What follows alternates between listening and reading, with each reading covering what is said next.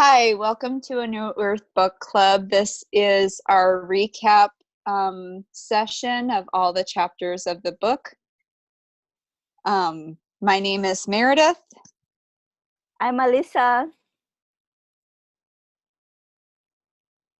I'm Jonathan. Hello. And Jonathan is joining us. Yes, there's Jonathan. Hi. And at the end of this session, at the end of our book club, we're going to reveal our next book club choice. So stick around until the end for that. Until then, we are going to dive right into our book club, and Jonathan is going to do a minute of mindfulness with us to kind of get us centered and ready for our discussion. So take it away, Jonathan. All right. For this mindfulness exercise, I'd like you to stand up, take a moment, a minute or so, to check your posture and your stance, and make sure that you're carrying yourself proper. This is a body mindfulness moment brought to you by John. You can wiggle your toes. You can kind of rock your hips a bit, roll your shoulders, shrug a little bit, and now you are firmly within your body and grounded and ready for the session. Can I Thank sit you. now? I did everything sitting down. I kind of cheated. Oh, okay. Sorry.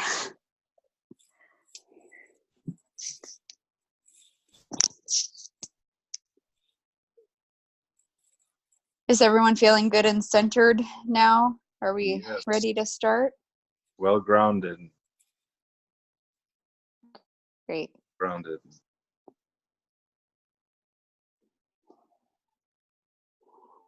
Okay, next slide, please. So with each of the chapters, we went through and chose some of our favorite key points. There's obviously way more content than what we could cover, but these are just kind of our favorites.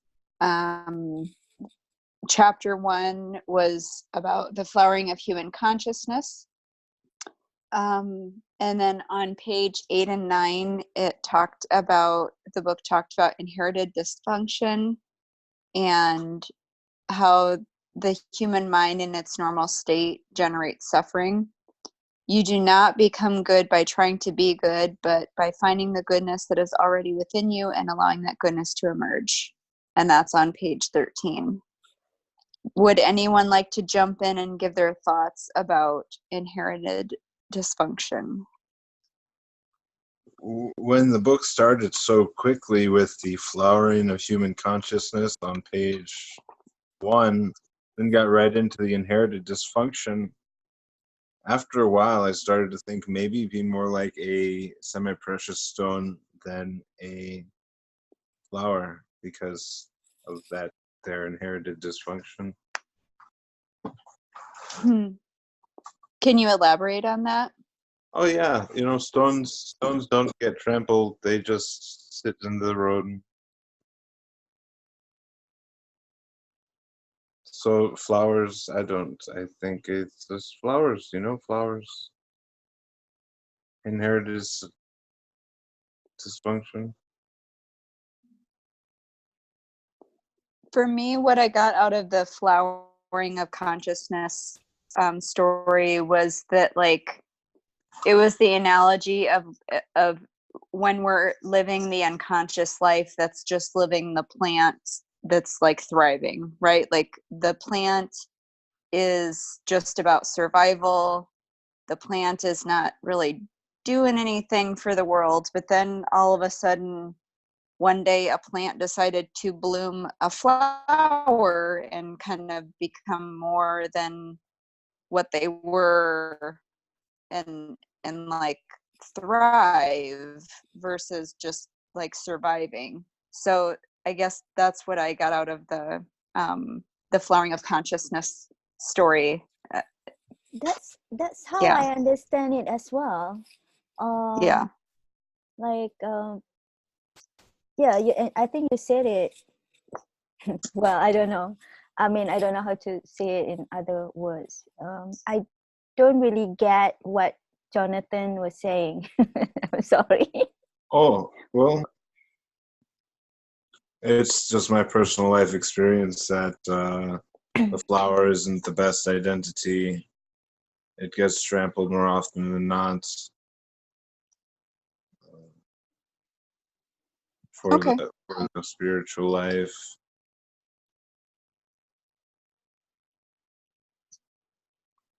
Is there a particular like, were you thinking like particular gemstones, or are you just thinking like the Oh, hardiness of a stone is more yeah, an you know, accurate representation?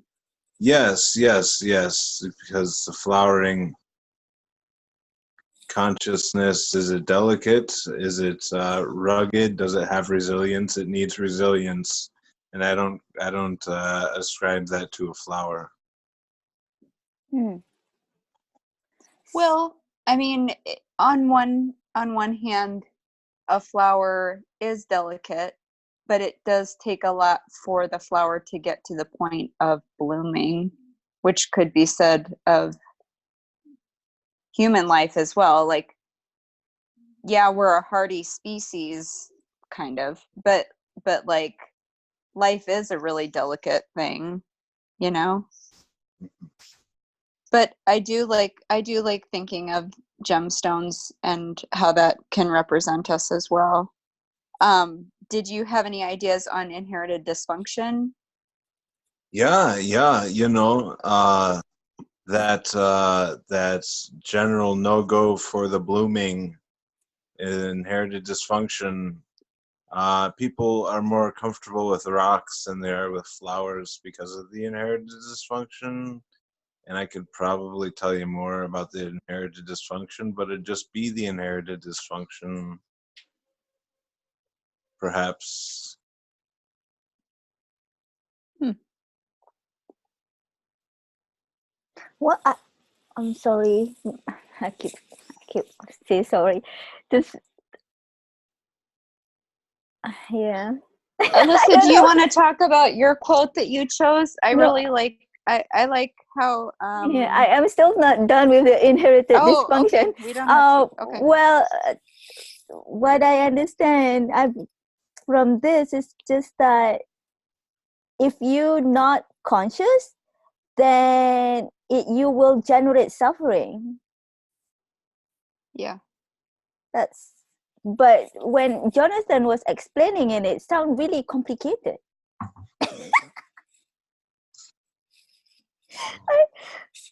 It's Maybe Maybe just to us it sounds complicated. maybe it's what? probably just poetry in I motion, think so. I think you talk very, living the you use awakened very life. words, high words that I don't understand. Maybe you're so smart. That's why. So why do you think they is it called inherited dysfunction because we're passing it down from generation to generation as well? Like the dysfunction of humankind is being unconscious, right? That's how I understand it. But So and then it's like being passed down until an individual does the work and awakens and becomes aware of what's going on, yeah. But I'm right? interested to hear what Jonathan think about that.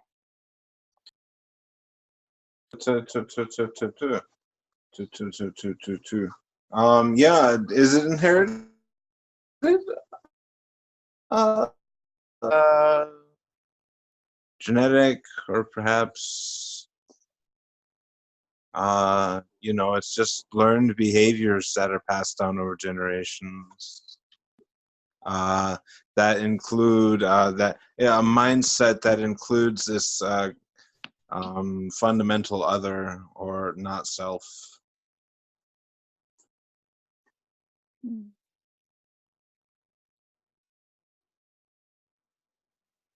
It's all part of being a human. too. Yeah.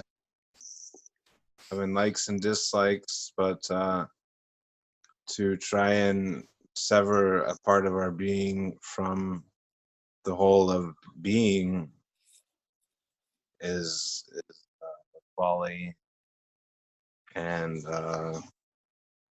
so having those strong convictions against something don't do much good. You can just walk the other way.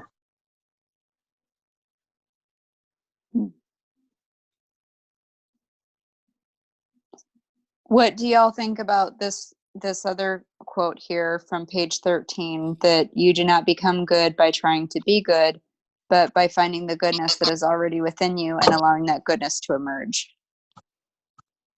To me, I picked this one just because I feel that it's very eye-opening for me, because it's not like you're not trying to be good, you know, it's already there.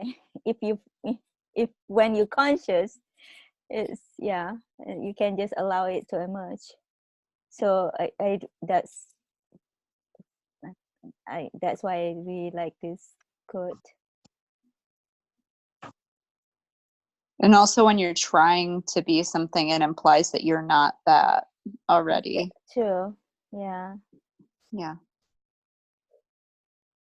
It means it is, and it says that, so it's like everything, like this is like the first chapter, right?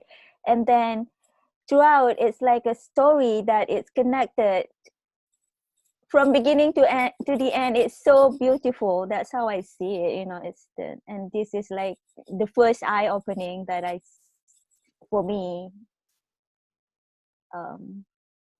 beside other things. There's many things. The good was already within you. Is that what you're saying? Yeah.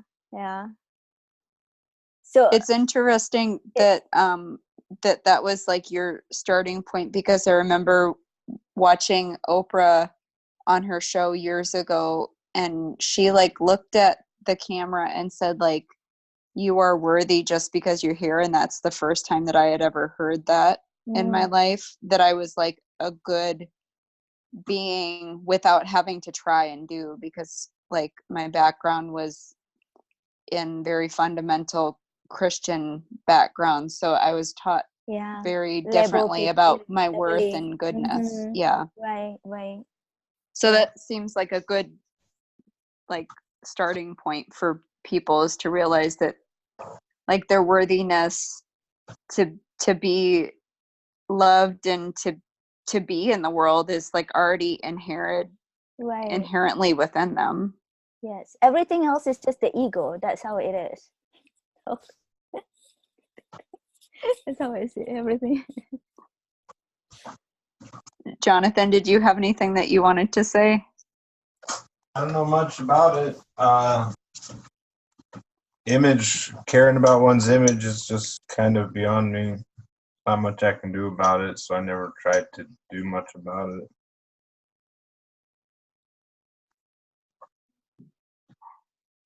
Do you feel the quote about trying to be good is applicable to you, or is that a message that you already had within yourself before reading the book?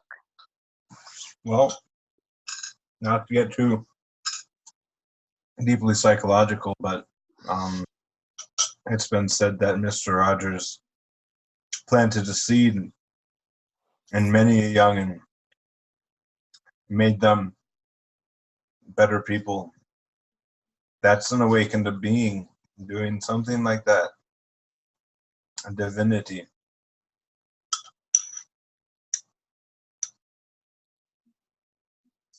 Cool. Yeah, this is great tamarindo. You're enjoying your tamarind, huh? Okay, I think we're ready to go to the next slide, right? Yes. Is anyone? Okay, chapter 2, our favorite subject. Yes, it ego. Is. So on page 34, it talks about the structure of the ego.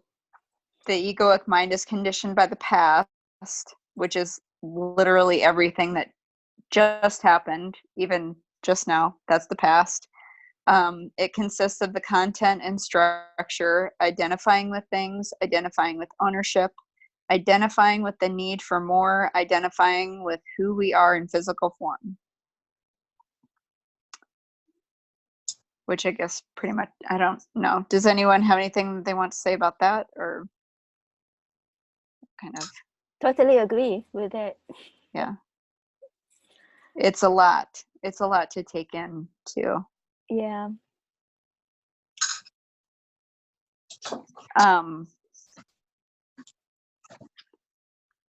Let's see. So Alyssa, the one that you chose was the one, this quote here from page 58, which says, when you yield internally, when you surrender, a new dimension of consciousness opens up. If action is possible or necessary, your action will be in alignment with whole and supported by creative, intelligent, the unconditioned consciousness. Mm-hmm. That's pretty powerful. It is. I'm guessing that's why you chose that quote. Yeah. What did you want to say about that?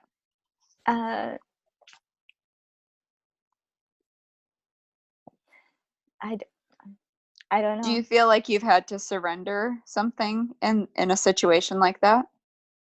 No, I mean, I'm thinking more of like accepting, like when that's definitely, that's what I'm, like accepting when you yield, accepting the presence, the now, then it's open up your consciousness, and then if you need to take action, then your action will be aligned with your purpose, your whole. And support, the word that creative intelligence is the word that I'm struggling right now, because I think Eckhart said about there are stupid intelligent and creative intelligent, stupid or something like that, right? I mean, intelligent that destroy humanity, which is the stupid intelligent, right? Yeah, I think it's like the unconscious human is like the stupid intelligent, right? Because Yeah. we have a lot more potential than what we're fulfilling in that moment. Yeah, when he talked about people who built bomb, like atomic bomb, that is a stupid intelligent. You create something, but stupid. Shouldn't be saying that.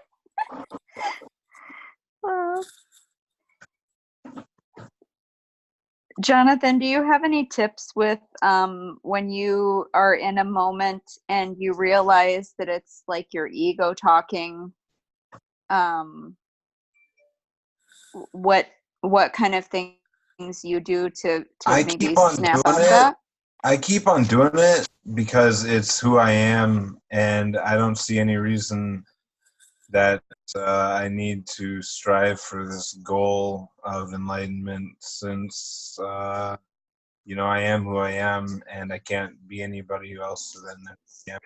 I can only have done what I have done, and I can't have done it differently because I did it the way it was. And so, you see, you're just yourself, and there's nothing more you can be. Well said. Yeah. Be easy on yourself. Yeah, don't say, oh, I need to change a whole bunch. It's not like that.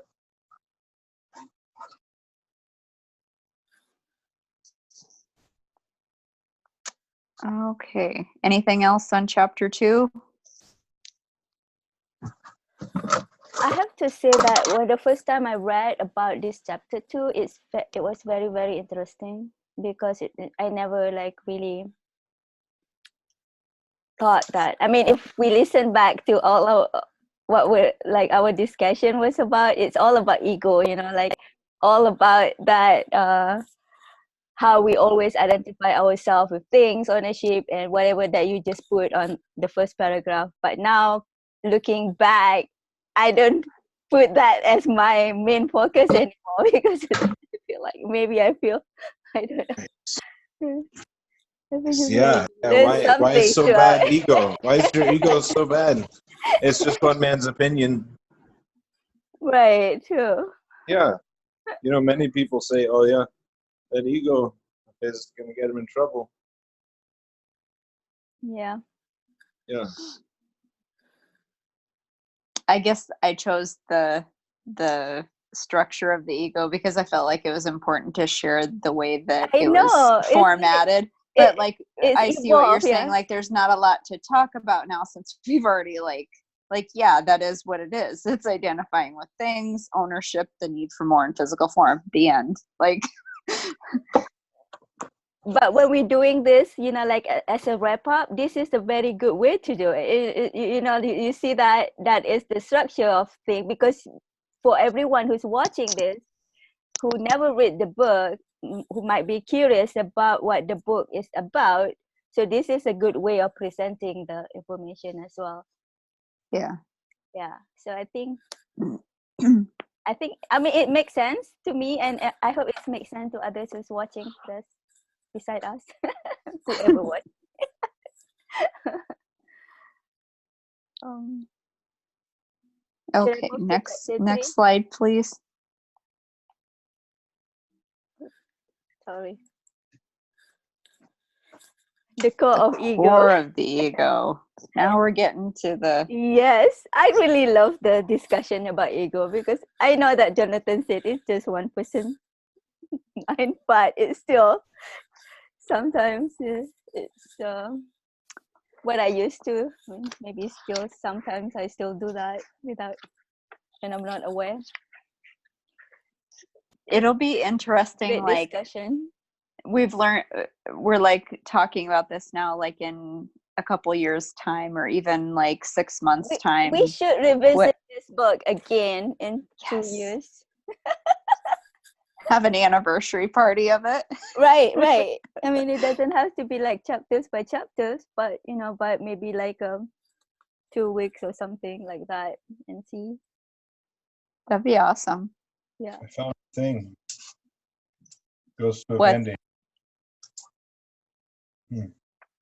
What's that? I said I found a thing. It goes to a Band-Aid. Found it in the Oh, book. Yeah, it's part of a Band-Aid. That's it's important. it's healing for your pain body. Yeah. Like an angel feather, but just a Band-Aid. Just the half of the Band-Aid, right? Yeah. All right. So chapter 3, Meredith. Okay, so chapter 3, the thoughts in our head are not who you are. We free ourselves from the grips of ego when we grow in presence power. What does that mean? I mean, I have my own viewpoints, but what does that mean to others? Presence power. And the ego loses the grips when we do that.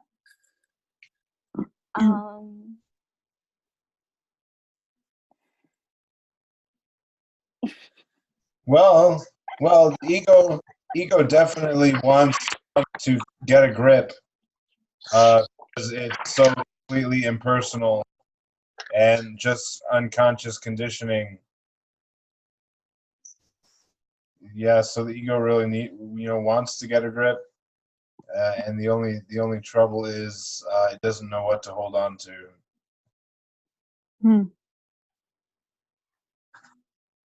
Once when we realize that whatever the thoughts that we have in our head is, especially if it is a negative thoughts, and then when we aware of that, so we already free ourselves from the grip of the ego.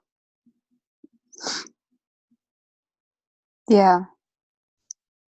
I mean, what it needs is just, later on it's about knowing and being present, just And to like know that, to realize that. yeah. I'm sorry I interrupted you. No. I mean, when you say, yeah, you have something in your head that you were connecting it to something, what were you going to say? Maybe that when you give that example, make it clear. I guess what I was going to say is that, like, when you think a thing in your head enough, it creates emotion, and emotions kind of, if left unconscious, emotions can definitely cause us to be reactive in our behavior, therefore Right. like creating a cycle of like a self-fulfilling prophecy, because we're not breaking the cycle. But the second we step away Mhm. from that and realize, number one, we have power to break the cycle, but number two, like the very root cause of the thought that like caused us pain in the first place is not even who we are, like that's pretty powerful. That's taking power back at the very base level of Yeah. everything. And I think that the more that we can be in the present moment, that's, you know, obviously where our power lies, is because we're not ruminating in the past and we're not worrying about the future. It's just dealing with what's going on right now and finding the flow in it. Yes. And then it's also, I mean, your quotation, the quote that you have on the top, it's also related to the, you know, that I mean, to me, when I pick that the ego is not personal, it's just like a reminder to me that, you know, whenever I feel that whatever that I don't like about people, certain things, knowing that it's just their ego, um, and that's not really who they are, and it's completely impersonal. I mean, it's the same way of how you look at yourself as well, you know, like if, because it's very interesting, anything that you resent and strongly react to in another is also in you. So maybe, you know, like it's just like it's, yeah, I don't know, but it's no more than a form of an ego that make it feel better. Because it, you know what I mean? Because sometimes I feel like, oh, It's like a never-ending cycle. it's like when you see like a killer. I mean, I just give a bad example, you know, like when you see a killer that kills someone, I resent that and strongly. I mean, I would. I mean, I resent. But when it say it's also in you, so am I also a killer? You know, is that what it means over there? But then it says that it's no more than a form of an ego, and it's not really what that person. Killer in me is the killer in you. Boy, supposed to. I don't know why I'm giving example of a killer, but Meredith, where are you? I had to go MIA for a second. I got a little kiddo here. Is it Agnes? No, human kiddo. Oh, okay. Pumpkins, y'all. Yep. Yeah. Good band. Okay, should we move on to the next slide since we're only on chapter 3? Yes, moving to Okay, chapter 4. thank you. Yes. Chapter 4 is role-playing the many faces of the ego. People play roles to get their needs met. Different roles can be villain, victim, lover. Roles enter our consciousness through conditioning in our environment.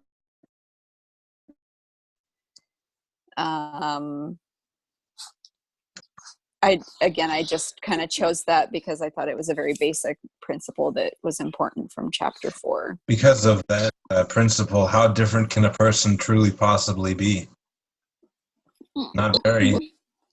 We're all conditioned in the same environment, more or less. Hmm.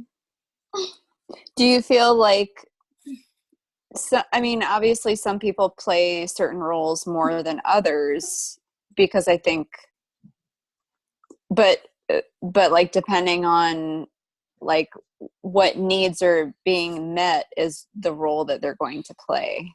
Yeah. Yep. And what story they're telling themselves in their own head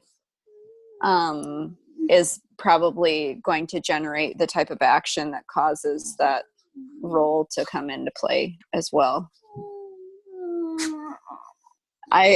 I'll be right back, y'all. Yeah, let's move on to the secret of happiness. Yes, the secret of happiness. I picked this quote is the moment you become aware of a negative state within yourself, it means you have succeeded. With awareness comes this identification from thoughts, emotion, and reaction. That sounds like Satori as well. Oh, That first glimpse of enlightenment. okay. Is Yeah. that what you're referring to? Is that a different book or something? Satori is a Buddhist principle. Oh, okay. Glimpse of enlightenment. You know, the first notion of things to be different.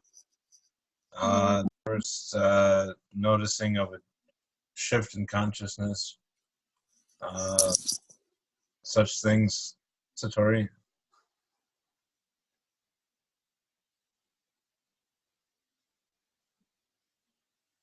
So, it's this could just remind me that happiness is an option. You know, like everyone can be happy if they choose to be happy. Well, That have we is, discussed the pain body very much at all? I Because I that's, know, which is it's going to be interesting because pain body really like is an sudden drop experience in with vibe. unhappiness. Yeah. Sudden drop in vibe to an unconscious state where you can't actually choose this awareness, but you need it in a dire way. You need a what? Diary? In a dire way, you need this awareness when you have a pain body attack, you know, but it's like not going to come from inside in a very dense pain body. Whoa.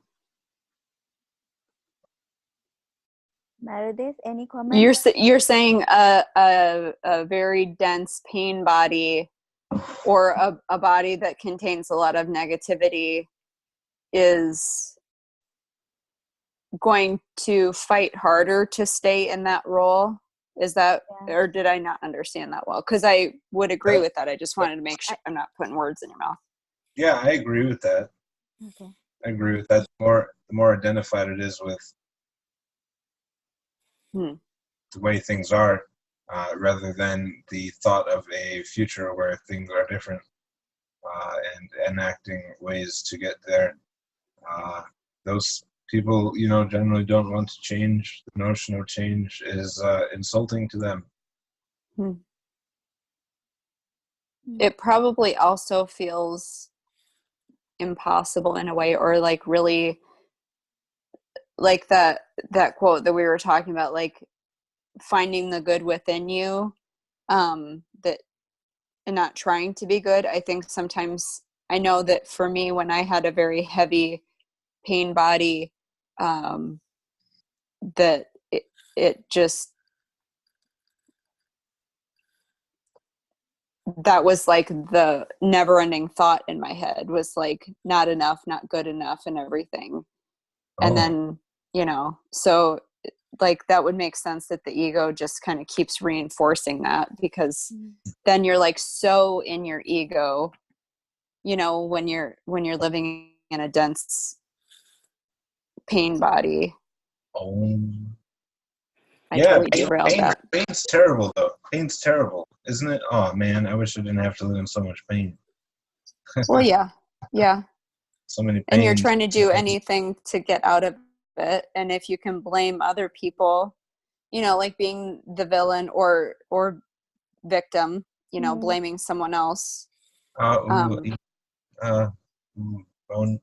hurting juice. Trying to ease the pain. Jesus, ooh, that's not honey. You're eating his bone hurting juice. Not heard of that one.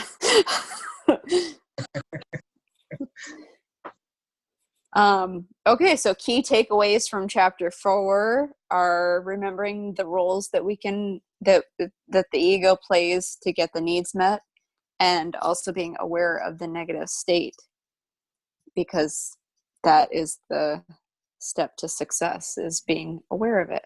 Mm-hmm. These negative funded chicken fingers. They're so tasty. Okay, do we want to go to the next slide, please? I already on the Oh, next you did. slide. You did. Yes. Chapter 5, pain body. Thank you. Since we're talking about pain body, Yeah, thank you. which is all connected.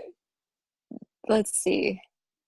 The greatest part of most people's thinking is involuntary, automatic, and repetitive. Our body's response to what we think about environment, whether perceived or real, is called emotion. So like what we were just talking about. Mm-hmm. Yeah. Yeah, emotion. I love emotion portraits. Who doesn't, take a few selfies with different emotions of the day? It's even have a concept of emotional intelligence. Have you guys know about that? I mean, it's out of Could you say that again? I didn't hear you. emotional intelligence. That is a concept. What it is. Oh, It's yeah. talk about the empathy. Like how you can, by looking at, understanding others better if you have that skill of emotional intelligence. But now it seems like Eckhart is really that the the pain body. It's like an emotion is a negative thing. Am I understanding it wrong? No. No. Emotions are just an indication of what we're thinking. They're like our compass to know where we're at, I think. So emotion can be happy and sad, right? Okay. Yeah. Okay, stupid question. No stupid questions. Yes. No. Of course. It can be happy, sad. What else? There's a whole Anxiety? gamut of Is anxiety emotion? anxious, yeah. There's a whole. So here's the thing. Many years ago, like I was taught about emotional intelligence to teach it to kids, because that's like the really big thing, is like teaching little kids about their own emotions so they can become self-aware and like kind of curb these issues that a lot of adults are encountering as not being emotionally intelligent. Mm-hmm. There are so many different emotions in the range of being a human and even being an animal on this earth that we all experience, because animals experience emotions as well, that we can't even really label. So like becoming aware of like the different types of emotions and how we feel about things is pretty empowering, I think. But yeah, like it's good. My therapist taught me that like emotions are just kind of our guidance system. So if we're experiencing a negative emotion, that shows us that we're thinking negative things, and then we need to kind of evaluate the thoughts, right? Yeah. Let's talk about how the pain body renews itself. Any emotionally painful experience can be used as food by the pain body. It thrives on negative thinking and drama. The pain body is an addiction to unhappiness in you and in others. That's big. That's big. Oh, yeah. That's way too big. Problems. Yeah, because you think of renewal as a good thing, but we don't want the No, pain we body don't to want- renew. No, we do not don't. want that to get bigger and stronger at all. Yeah, that's why I think when we realize what it is, and realization of what it is, or awareness of what it is, now we know, right, that negative, like the pain body use like the negative thinking and drama. I mean, pain body like that. So I don't know, maybe it's something is easier said than done, or take action, because like what Jonathan was saying, that sometimes people with dense pain body, it cannot be,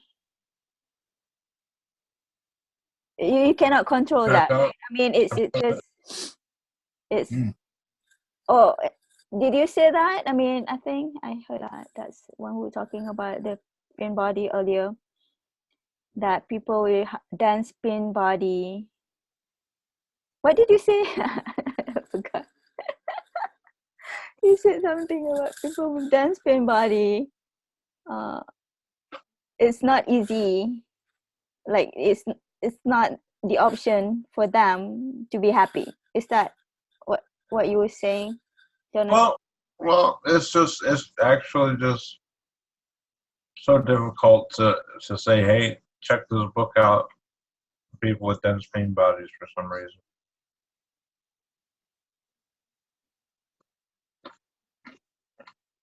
For me, I think of people who have heavy pain bodies, and again, referencing myself and my own experience as, one of the reasons why I went to therapy was because I was living in constant PTSD from trauma that I had gone through. And I think it would be said of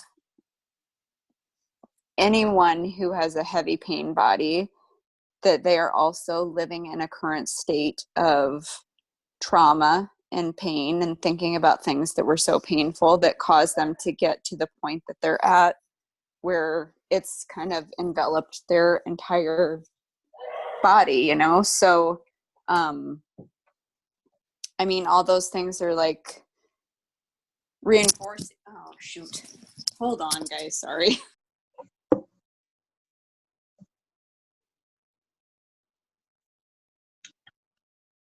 Oh, Sorry. I flipped my earbuds out. I don't know. What do y'all think about that? Does that make sense? Like living in like trauma, or like actively living in trauma, or does that make sense? I mean, clearly you have a different experience from me. Like, I don't consider myself have a dense or heavy pain body.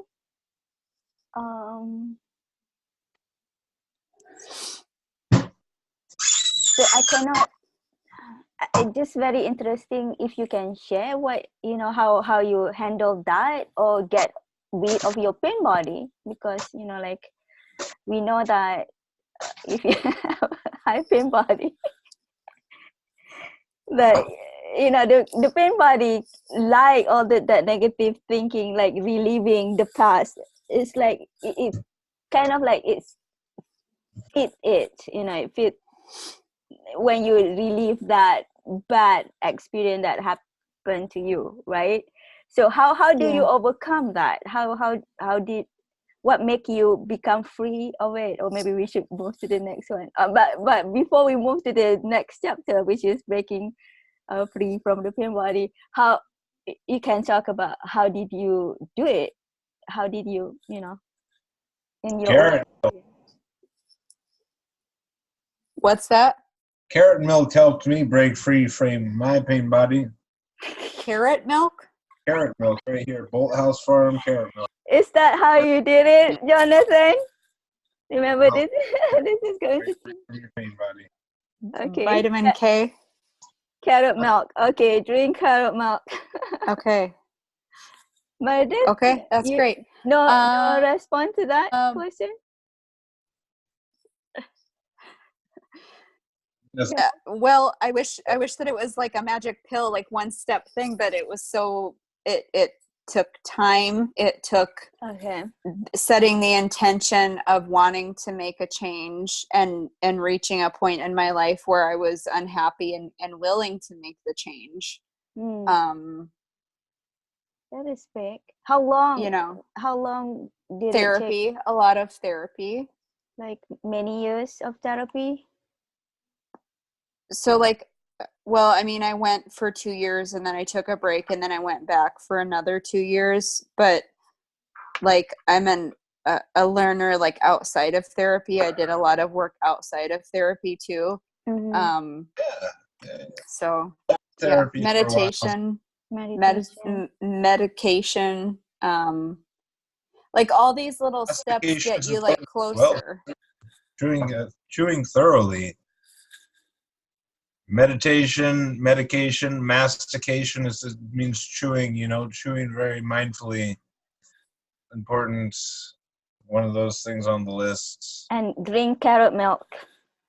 Yeah, And it's drink good. carrot milk. Say goodbye to your pain body, at least for a little bit. Carrot milk, yum yum. Spoiled House Farms. Okay, next slide, please. Okay. Breaking free. Breaking free. Yay. So this answer, I mean, realization Yeah. that we have a pain body, I suppose. So I mean, when you were sharing earlier that like you want to change, that you realize that is the step that you took, right? Carrot milk? You realize that that it's time to drink Not the carrot milk now. Sorry, time for carrot milk. My bad. Yep. I wanted to give the carrot milk to you and to you. Thank you for Thank sharing. you. So that realization, I mean, I know that I have that quotation from Eckhart that said that he said that like it takes no time at all, but to get to that realization, it may take time until you realize that that's not the life that you want. After you realize that, then it takes no time at all. Unless it's like when the pain body is. It took me a long time, but Better make some quick adjustments, or else. But now, considering now, like if something, like if you have a negative thought and that is, like you can break free from that because now right, that is, that what you're feeling is the pain body in you, and then realization, the no, and then followed by accepting that's what it needs to break free from the pain body. And drink carrot milk. Yeah, why not? One for each of us, but I get all three. Is carrot milk your favorite? Is that It's so good. Makes me happy. make you happy? Yeah, it makes me happy. It's Okay. very good. I like it a lot. And tamarind too. Your favorite? Great for the diverticulitis. Oh, do y'all want to talk about your favorite way to cultivate presence to increase the realization of your pain body, or?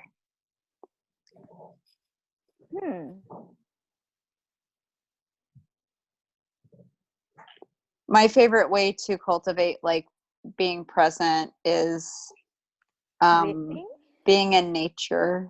Oh, I think I found a simple. I think being in nature is very good thing to do. I mean, you can get exercise. You can. But now you cannot do that. This is so cold. I don't like to go out. You gotta bundle up. Yeah. You do that in this weather? Yeah, I still walk in the winter time. I don't like it all the time if I'm already cold, but okay. Yeah, I still go on walks in the winter or hikes. Jonathan, do you have a favorite way to cultivate presence? Yeah. Yeah, I like to ring these bells here. They're really fun. So ringing bells and drinking carrot juice? Yeah. And shooting lights out of my eyes. Shooting what? Lights? If you rewatch the video, you will understand. Okay. I'm just kidding.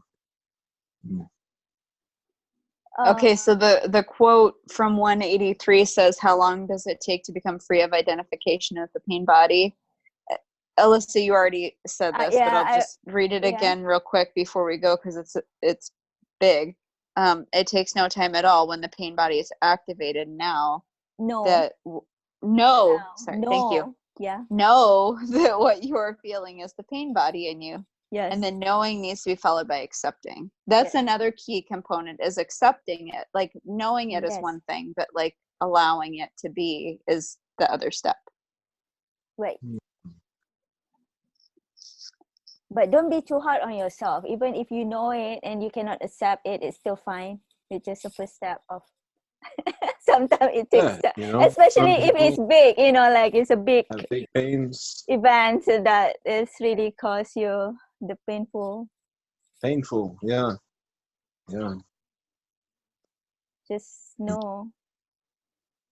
I know, right? I wish. It may take some time before you can accept that, which is fine. Yeah. Yowza. Is it my kidney or my stomach?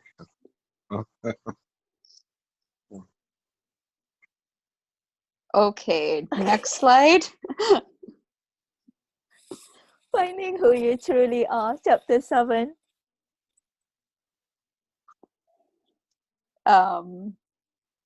So allowing the diminishment of the ego is how we find out how we truly are, and allowing the diminishment of ego by not reacting. Yep. Not reacting. That's a tough one. It is. I mean, I think it's connected. Your quote in page 199, it's like, is that so? It's exactly not reacting. Whatever the incident, whatever I don't know, happy or sad, is that so? It is exactly what is not reacting, right? The decision to bring the present moment into your friend is the end of the ego. We talk about, I mean, is these two quotation coming from both of us, but we kind of like come into the same thing, like how we see things. So is that so? Does that mean like no action is taken then? Like simply like if something happens that irritates you, simply saying, "Is that so?" is not going to make the discomfort going away or go away. Like what is that a moment where we like refocus back on our breathing and just allow the moment to pass until we can feel better? Have you tried it? You ask that, is that so when the time you feel mad? I'm currently trying to do that right now. So are you mad right now? No, I'm just thinking about like from earlier what I was telling you about, like thinking about that situation again. Will it work if I just keep saying, "Is it so?" whenever it pops into my head? Like, is that thought really, is that so? But Jonathan, I feel like you have a good insight on this. Is that so? How yeah. Does it really work?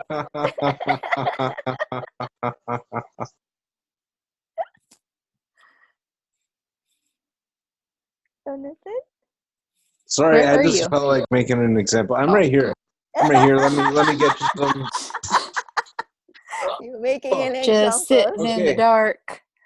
Just sitting in the dark a little bit. It's okay. I do it for fun sometimes in the daytime too. Just sitting like a cat. Is that so, Jonathan?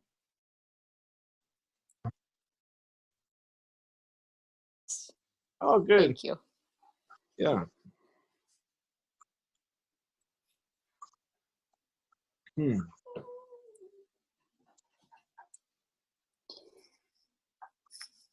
Okay. Does anyone else have anything that I will apologize to everyone right now. I have a my little human is wanting me to wrap it up here, so I'm thinking about that and trying to be mindful of everyone's time. Does anyone else have anything that they want to say about chapter 7? I don't.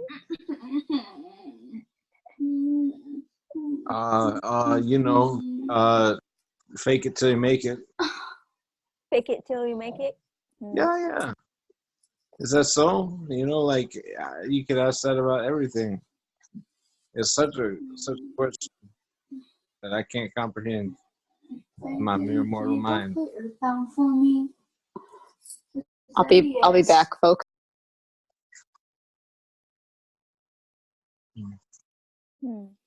Is that so? Is that so? These Alyssa. these two will pass. Yay. That's another Yeah. another good thing. Uh-huh. Another, I mean, every time, if you get, Your Instagram's very professional. you're talking about my Instagram? Yeah. Is that so?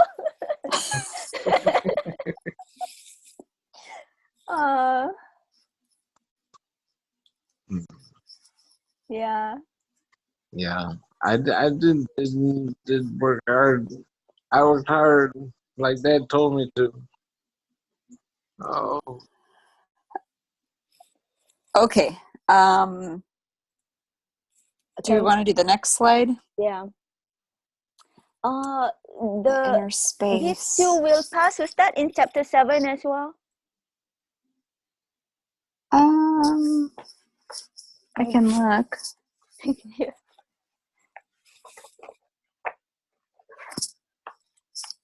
I think so. I think it was. Yeah.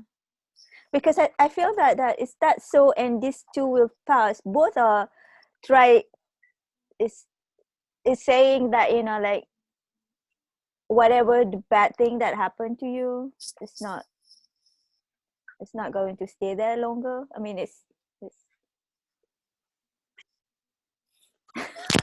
it only stays in our well, I mean, like earlier on in the book, it talks about karma. Like every time we keep bringing things from the past back up into it, it's right.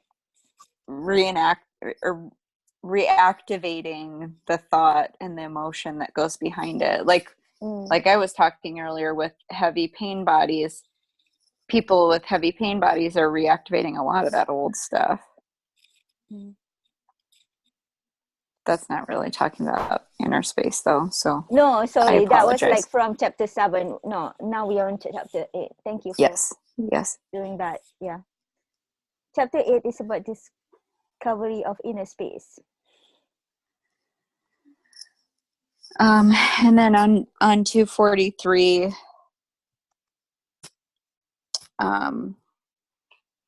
how breath allows to cultivate our inner space in any situation. So like being able to detach from it completely and then focusing on our breath, I suppose. Being aware of your breath forces you into, this was your quote, Alyssa, being aware of your breath forces you into the present moment, the key to all inner transformation. Whenever you are conscious of the breath, you are absolutely present. Oh. So when we were talking about this chapter 8 3 weeks ago, I think one of the exercise that we talk about, like when we talk about breathing, even when you laugh, when you're having fun, when you're laughing, you try to breathe just to bring you back to the present moment. And that exercise was really work, like, and especially if you're sad or anger, that definitely will help you No question. I think that is the easiest thing that, like I know that you mentioned earlier that one way to cultivate being present is to go out into nature. But I think breathing is so easy because it's like just be conscious of your breathing, then you are absolutely present. You were the Agreed. one who taught me about this, It's like, but now you already evolved. I'm still like, I like this breathing thing. We're all evolving though. I just mentioned nature because I guess I'm thinking like in extreme situations when I'm like in a really funky mood, like that snaps me out of it, Right. Yeah.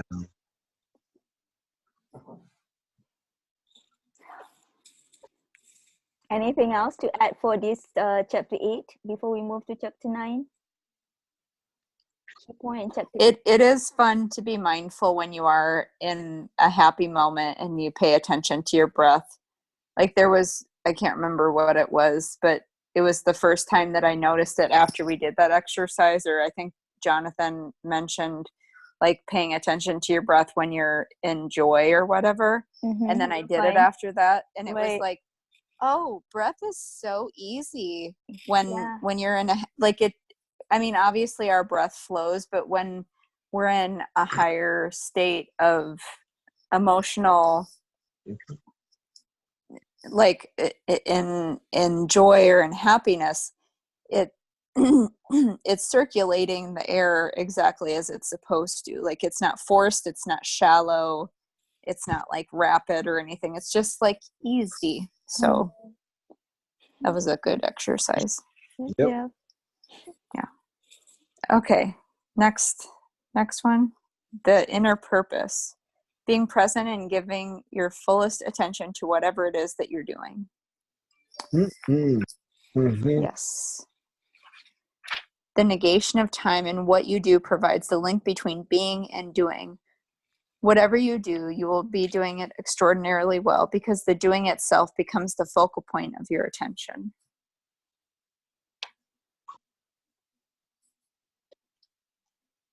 That sounds exciting. Yes. I'd like to be focused.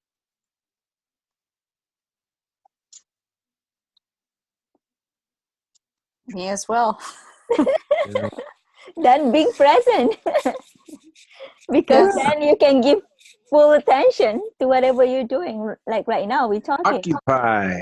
Yeah. But I feel like right now my presence is partially focused on the book club and partially focused on Your my loved son right now. And yeah. so my attention is being divided, which is You being present at both places. Can you do that? I'm doing the best I can. I don't know how it happened. That is chapter 4 role that you're playing right now. Playing role as a mother. What role am I playing right now? I don't know. I feel like I'm being the villain to my son because he wants me to go play video games with him. And I can't. Video games. We're almost done. This is chapter 9. One more chapter and that's it. We're almost done. Jonathan, you want to make comment on this on this negation of time? Yeah, okay. Yeah? I'll try. I'm so tired. I worked hard. I worked hard like that said to do. Yeah, like time. You got lugubrious amounts of it oozing out of every moment. Do what you want with yourself and your life, and just go, Hawkeye.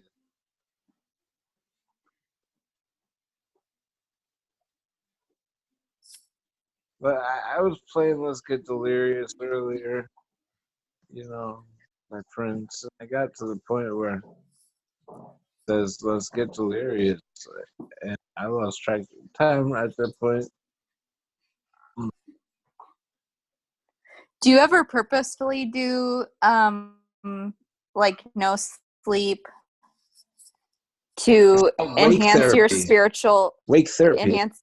Yeah, I was Yeah. just listening to Dr. Joe Dispezio, or I'm probably mispronouncing his name, but he talked about how he does like altered sleep stuff, and I wondered if that was part of your gig that you're doing. That's what I'm doing right now. Awesome. Oh, wow. Yeah. He's So you're about famous to see some for other not dimensions. sleeping, huh? Yeah, Yeah. I'm gonna see the That is dimension the one that you sent it of to me, a right? flat Yeah. Desperanza. 2D Joe of my Desperanza. mattress, Yeah. two-dimensional dimension of my Desperanza. mattress. It's gonna be nice. I'm so tired.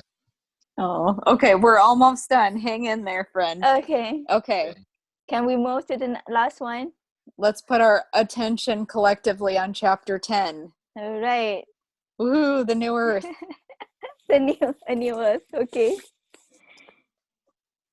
Oh boy. And the three modalities are kind of heavy here, but awaken doing. Oh, wait. Acceptance, enjoyment, and enthusiasm. Yeah.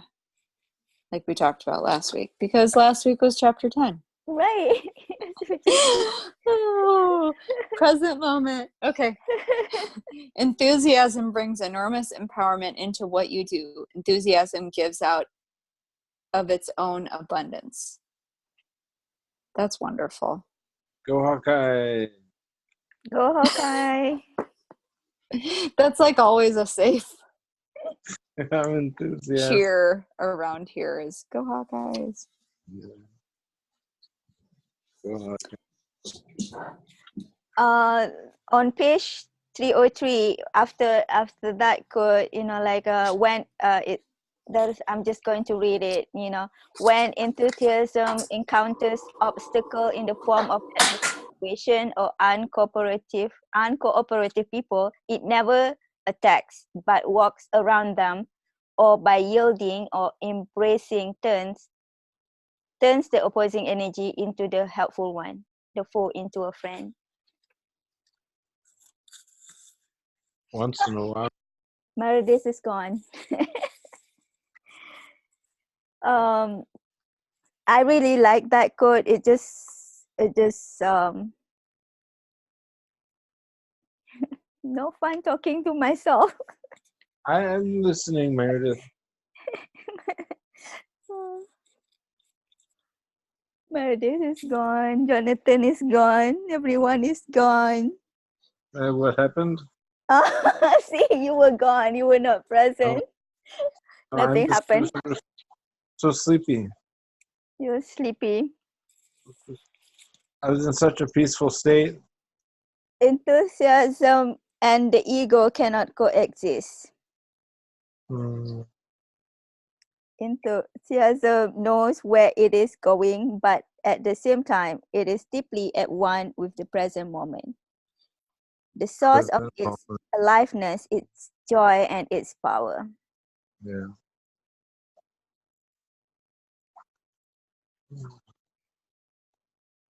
Anything else you want to add, Jonathan, on to chapter 10? Oh. Here's Meredith. She's back. Welcome back. Apologies. That's okay. I think Jonathan is already sleeping. Are you sleeping? Jonathan is ready to sleep. Jack needs to go to sleep. I need to be present in the moment. So, what do you need, Alyssa? We need to conclude this. Okay. We need a conclusion for this chapter 10. Okay. The conclusion is finding our flow, right? Once we've aligned all of the things, finding out who we really are and being able to be aware of our ego, then we have the power to find enthusiasm in what we do by being in the present moment and, remembering who we are, remembering that the inner peace plus the outer I can't remember how he worded it, but like when those come together, then it's like that's the sweet spot. Like that's the end. That's like the beginning of the new. That's why he called it the new earth. Yeah, like right? when your body, mind, and spirit are in feng shui. Mm-hmm. It's all in, they're all working together like they should. You wake up already, Jonathan. Power nap. Yeah. I'm dozing. I'm half asleep like a dolphin. Okay, so are we done with slides? Yeah, Is thank you that for the summarizing end? everything that from Come on. chapter 1 through chapter 10. It's right. Yeah. That's all now, Wow. Wow. Wow. What a journey. Yeah. How many weeks? We 11 weeks that we did this. We did discuss that book quite thoroughly. I think that we've done some groundbreaking peer review. Wow. Yes. Yeah. Thank you for acknowledging that. Yay, science. Hopefully Eckhart and Oprah would be proud. Yes. We'll be proud. Neuroscience. They will. Neuroscience. So, a reveal time. Drum roll. Alyssa's going to show us the new book.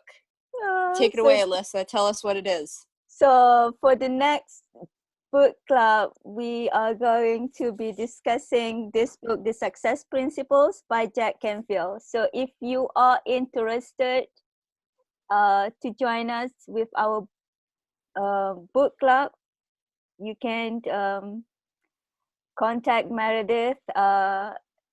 Contact email will be given in the description box below the video, and the first week will start on December 5th. But you can get this book from Amazon or the library next to your house. No, Yes. Not in your city, next to your house. Libraries are wonderful treasure troves. All right. So are bookstores as well. We should promote buying from local bookstores. But locally grown avocados aren't going to be ready yet. All right. Avocados are delicious and I love good for you. avocado too. Locally grown pineapple.